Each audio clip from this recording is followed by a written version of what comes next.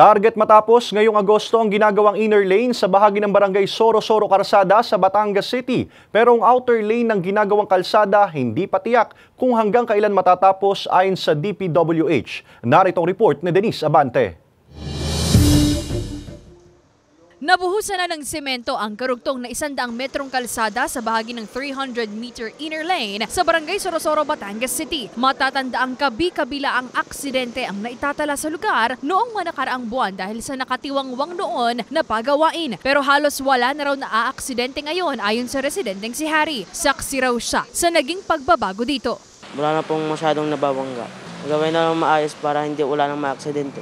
Sa September 8, ang pinakapinal na petsang ibinigay ng DPWH Batangas 2nd District na maaari ng daanan ang naturang inner lane. Pinamamadali na rin daw nila sa contractor ang pagsisemento sa ilang bahagi pa ng pagawain. Sana po hindi kayaan ng magandang panahon pa. September 8, supposed to be po, dadaanan na siya lahat-lahat na po. May 1 week lang tayong allowance. Sa para dapat nakapuros na siya ng katapusan na po.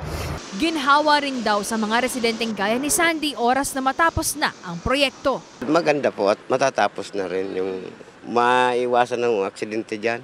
Marami na po ay maayos na talaga. Yung bago na yun na di dapat nila yun kasi talagang delikado at saka maraming nadaan dyan na gabi na mga nakamotor.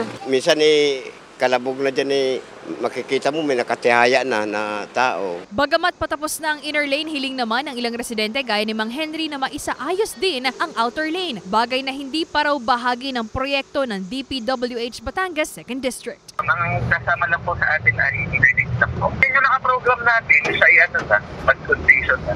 Ako naman po yung nagpa-follow up po kay contractor. Kasama si Buhay Adante Jr., Denise Abante, Balitang Southern Tagalog.